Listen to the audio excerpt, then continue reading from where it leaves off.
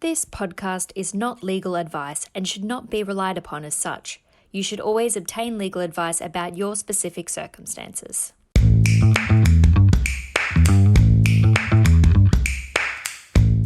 Hello and welcome to our Smarter Lawcast series on being ESG Wise. My name is Wolfgang Barbeck and I head the European desk of Hall & Wilcox in Sydney. I also teach reputational risk, CSR, and environmental, social and governance, also known by ESG, at Bond University, where I'm an adjunct professor. In this season, we're discussing at Hall & Wilcox the latest trends in ESG and how to ensure that you are ESG wise.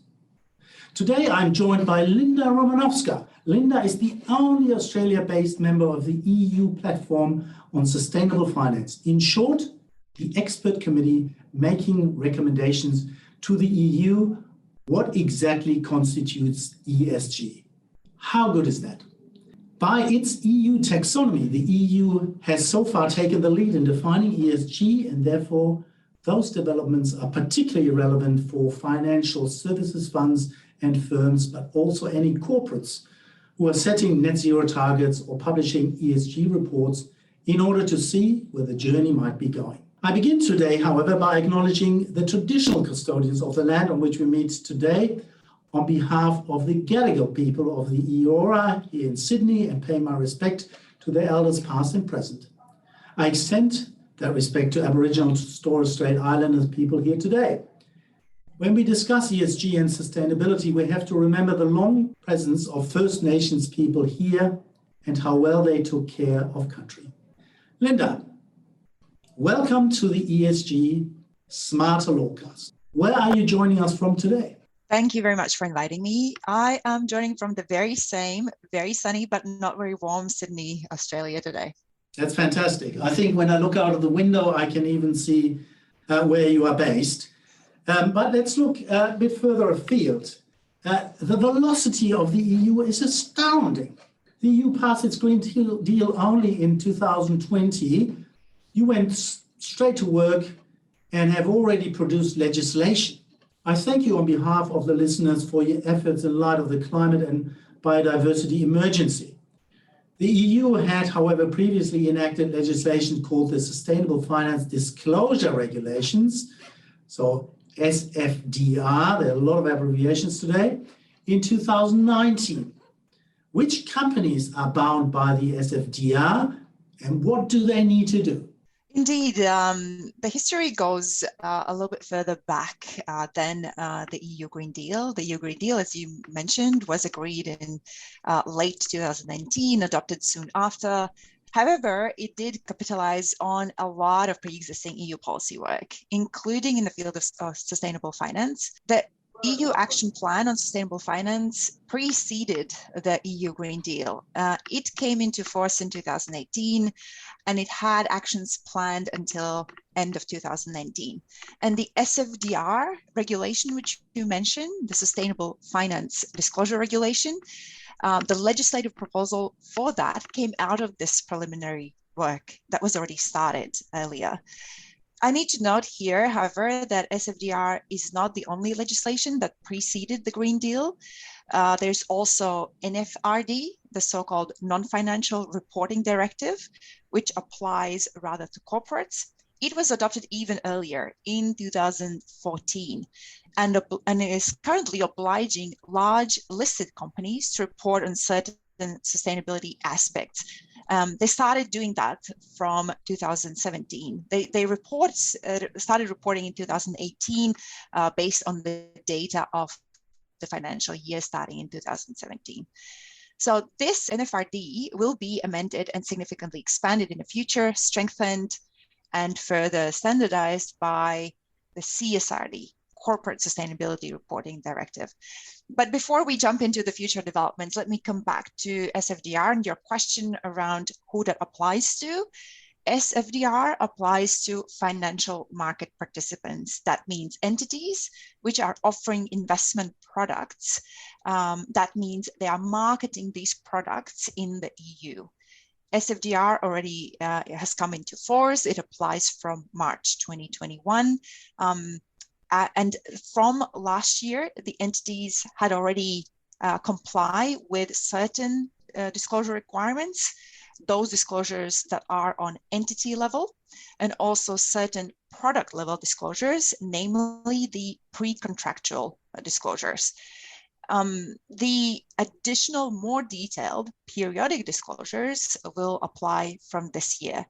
We could go in more detail here. So on entity level, what the companies have had to do, they have had to develop a sustainability risk policy or review their current risk management processes and integrate sustainability risks in those, and then disclose information on how sustainability risks are integrated into investment decisions. They also have had to consider and report on how so-called principal adverse impacts of investment decisions are being taken into account, and report on these principal adverse impacts on comply or explain basis. These principal adverse impacts, for short, are being called PAIs or PIs, and you will hear that abbreviation in the context of SFDR very often. Currently, the current requirements require you to provide information of how they're being considered. However, you have not had yet to have report on the level of achievement on these indicators specifically. So that will come later. Thank you for this overview. I think this pie has not always been delicious for some of the companies. But given the background, I understand that for the first directive, there were about 50,000 companies required to report. And by the second directive, I think it's fair to summarize it as identifying risks in not attending to ESG, whilst we're now moving rather to what is ESG and how can I be positive about investing in ESG-related products. But let's come back to the work that you are doing. Your work has led to a completely new set of legislation. Can you perhaps firstly tell us how many members form the EU platform on sustainable finance, and why are you on there, and who else is on the platform? The EU Platform on Sustainable Finance is a permanent expert body to the European Commission. That is a very set sort of structure. A lot of policy processes in Europe have these expert bodies, which are the technical advisory bodies to the European Commission for development of a specific area of legislation. In this case, because it's called the EU Platform on Sustainable Finance, we are providing the technical support on developing the sustainable finance framework for the European Union. And we are primarily focusing on the taxonomy regulation. However, we also provide inputs to the overall framework and also related inputs to the disclosure regime. And also they already mentioned SFDR, CSRD requirements, green bond standard, and other related regulations that all together form this framework on sustainable finance in the EU. Who else is on the platform? We are altogether 57 members. There are a handful of appointed members, which are mostly EU institutions. And then we have the rest of us as selected members, competitively selected. 5 of those are independent members appointed in personal expert capacity. I am one of those. Those are typically academics or individuals with certain valuable expertise. The rest are representatives from the various industries that would have a stake in sustainable finance or be affected by these policies. We have financial market participants, all types of them, present on the platform. We also have social partners, we have environmental NGOs, we have consumer rights organizations. So a very, very broad scope of all the different stakeholders that in one way or another would be affected by this regulation. Linda, can I say that we feel very honored that you are joining us. That's very amazing. There are only 5 independent members and you're one of them. So wonderful to have you here and that you're able to share your expertise with us. That's really just staggering. Now, from what you said, polluters also form part of the platform. Are they the right people to guide this process? Is there not a conflict of interest for some of those affected? And how can actually compromises be be achieved in such a large group of 57 members? Indeed, some of the industries that have traditionally been seen as polluting industries, or those that have potential high impact on the environment, on climate, are also part of the platform. They need to be around the table, because sometimes these industries themselves have some very good ideas on how they can reduce their impact. And also we need them around the table to have the buy-in from the industry, and we need to have their perspective represented so we can discuss that with them. And you would be surprised, sometimes the industries have fairly high ambition levels around wanting to improve their performance and not be seen as the polluting bad guys. And so we do see that these industries are, first of all, representing their interests. Of course, they are the voice of their members. We often have associations of these industries present, so they do represent the voice of the industry, but they also very often come with good ideas and data and evidence on how it could be made better. It is balanced in the platform also by other players that are more strongly focused on environment. And so the decision-making process that we follow is that of consensus. We need to come to one common decision through discussion. And so that has been key. We do sit around the table and we work through these discussions until we can reach a decision. Sometimes that means if a decision cannot be reached in the period of time that we have been given, sometimes they have been postponed for further discussion. What we also very strongly take into account is evidence. So once there is a point of contention, all sides need to come with their best evidence. They have to present the evidence, and what is evaluated is the evidence. The reason why we do it this way, especially when the work is around EU taxonomy, is because the EU taxonomy regulation says that the EU taxonomy has to be science and evidence-based. And so the quality of evidence plays a key role here. Thank you, Linda. It's very encouraging to see that industry is moving and ahead.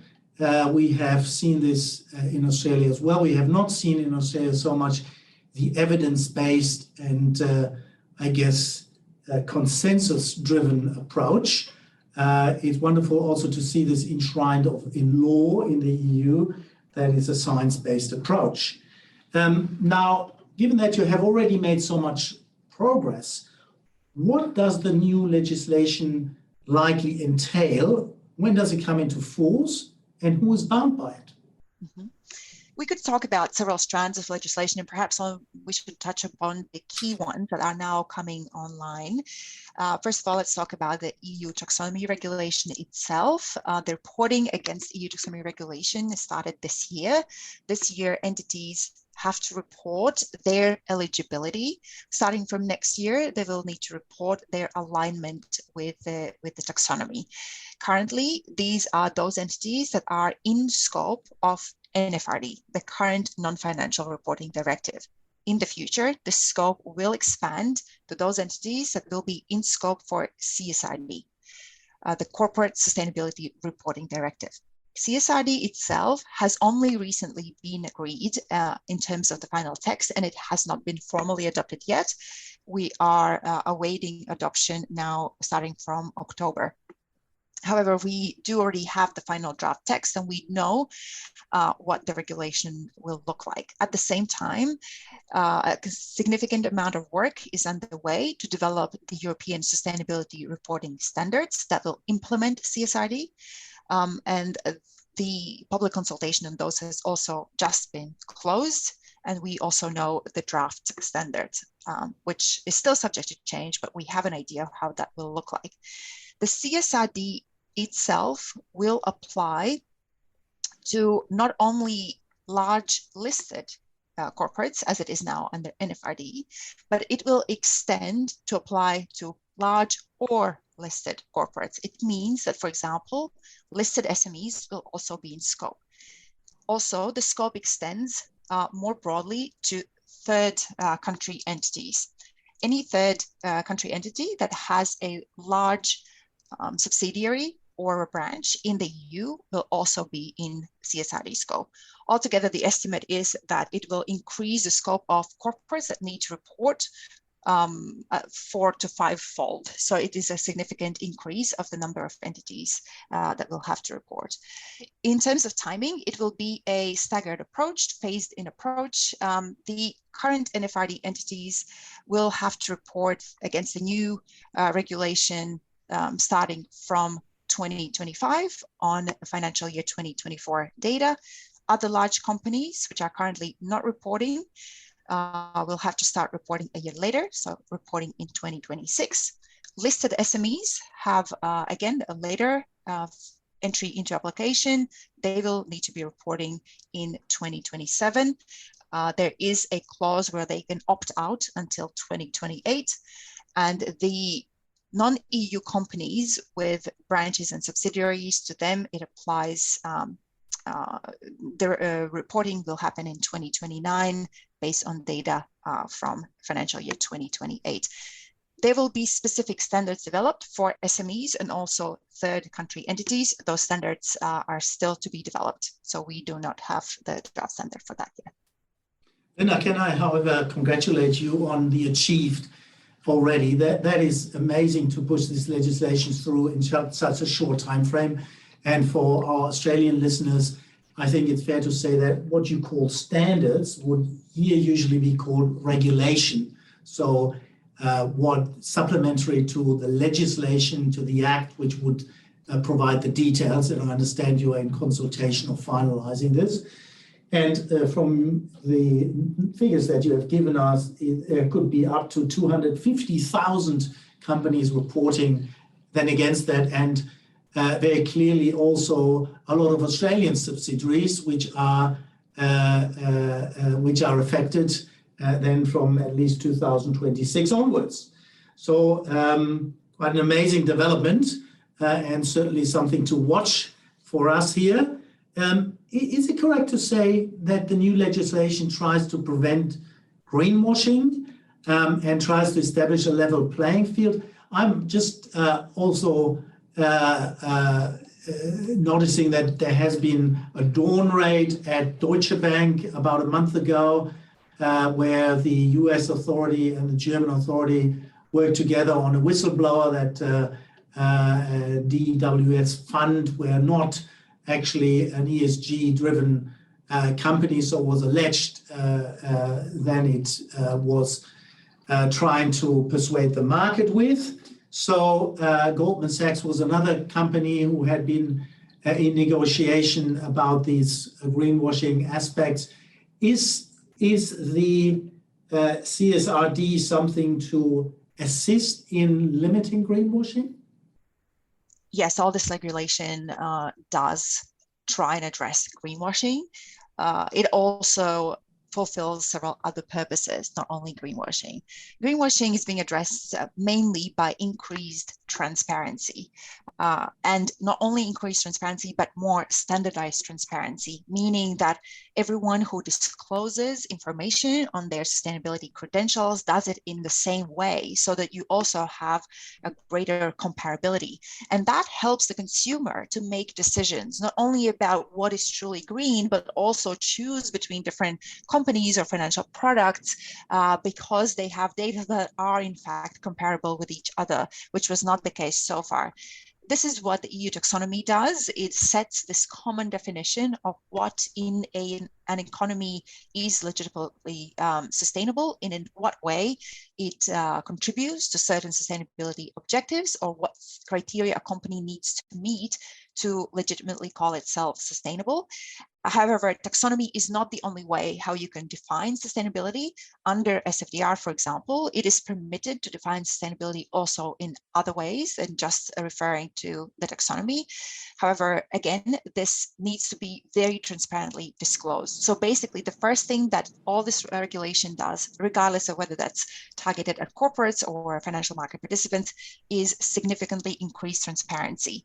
What it will do, it will also create a situation where we will have a lot of ESG data, all the ESG data that's being reported by companies based on this regulation, freely accessible in the market through one common access point for the European Commission, which has not been the case so far. And this availability of data offers a lot of opportunities for various other uses. And so it is as much about avoiding greenwashing, as about consumer rights and enabling consumers make informed decisions. It is also about fair competition. All players in the market will have to play by the same rules. And so that's another achievement that these regulations lead to. That's fantastic to hear, Linda, because I just stepped out from a meeting here with the Honorable Victor Dominello, who is our Minister for Digital, Minister for Customer Service from the New South Wales government. And he was telling us about he wants to move towards owning data and sharing data. So we understand that this data is not held by the EU Commission, but is actually transparent, publicly available, and the companies can learn from each other, and the consumer can learn to trust the companies monitoring their performance under ESG criteria. I welcome that. Now, Australian companies have been stirred up by CBAM. What is this all about? CBAM, Carbon Border Adjustment Mechanism. Yes. Essentially what that is European Union trying to create level playing field in the EU, taking into account the fact that European entities need to participate in the European Emissions Trading System, the ETS, which puts certain burdens on them and certain costs on them, which importers do not always face if they are from jurisdictions where there is no carbon tax, no trading system, where they do not need to buy emissions allowances. And so to create, again, a fair playing field within the EU market, the European Commission has put forward a proposal on making a so-called border adjustment mechanism of between different jurisdictions when any goods are imported in the EU that are covered by ETS in the EU but are not covered in that specific jurisdiction, and so that company would need to pay an adjustment fee. So this is currently the proposal. I would say that currently it does not affect Australian companies to a significant extent unless these companies are operating in those sectors that are covered by ETS. They have to pay attention to this. This will take some time until it comes into force. However, if they are operating in these sectors and they are exporting to the EU to a large extent, they should be paying attention to these developments. These sectors typically do not constitute a significant amount of Australian exports. However, those individual companies that are reliant on these exports should pay attention. Yes, and I believe Alan Joyce from Qantas has paid a lot of attention to that, and luckily also taken some very good steps. Now,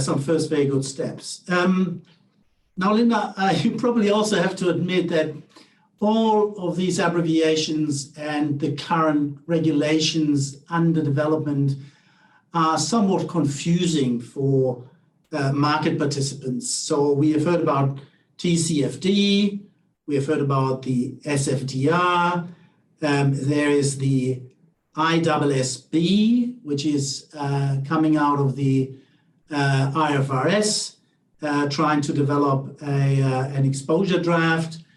You've certainly heard a lot about EU taxonomy. If you put yourself in the shoes of an Australian company today, how should they proceed? What do they need to look at? What should they draft at the moment in terms of their ESG strategy, reporting, etc.? What would be your guidance? The first point of reference in Australia should be the communication that's coming out from the various regulators here in Australia. And the regulators in Australia are making very clear signals that they are looking at climate change related risks. They are looking at greenwashing risks. They are looking at international developments in terms of international sustainability reporting standards. And there have been clear indications that ISSB is very likely something that will be adopted in Australia, and it remains to be seen in what specific capacity and to what level it may be mandatory and to whom, but we can expect a certain level of adoption here. ISSB itself is very closely aligned with TCFD, so the Taskforce on Climate-Related Financial Disclosures. So if a company is already reporting their climate-related risks and opportunities in alignment with TCFD, they can expect to also in the future be aligned with ISSB. So there are a lot of synergies here, and you cannot go wrong if you apply a recognized internationally very commonly applied standard as of now and follow the developments that are happening in ISSB workstream. ISSB, again, had public consultation that has closed recently, where it had presented a general overarching standard and the climate change standard, and is now starting work on other topical standards, and also has indicated work on sector standards, again, in alignment with SASB, for example. So if you have been reporting against SASB, according to the requirements to your sector, you can be quite sure and comfortable that you will probably be aligned with ISSB in the future. However, you should be reading the current ISSB drafts and thinking of whether there's anything missing in your current practice that might be relevant in the future. The regulators in Australia have also been providing certain guidance, the ASIC guidance on greenwashing, for example, or the APRA guidance on reporting on climate change risks in alignment with TCFD. So there are certain guidance documents already available here in Australia. The other aspect you need to think about is your international footprint. If you have very strong footprint in Europe, or you are closely linked to European market in one way or another, you have investors coming from Europe, or you have significant parts of your value chain upstream or downstream in Europe, then you also need to follow on the developments that are happening in Europe, because you may be in the future falling directly in the scope of the EU regulations, especially CSRD and SFDR, or you may be indirectly affected because the European entities may come to you with requests for information and data to fulfill their reporting obligations under EU regulations. Therefore, if you analyze your value chain, you realize you have strong footprint in Europe, that's probably something where you have to pay attention. It is not only Europe, also UK, US, several Asian markets are making steps in developing their sustainable finance frameworks, their requirements on sustainability reporting, their requirements on climate risk reporting. And so you should be analyzing and keeping track of all those markets where you operate or have strong connections to. Linda, eventually, of course, all of these developments are aiming to achieve transparency, avoiding greenwashing, and setting rules how to operate in the future for those companies. So I wouldn't be surprised if many of those regulations have similar content. And if I remember well, you were advising that a lot of observers are present when you develop the CSRD and taking notes of the EU taxonomy developments. Is that correct?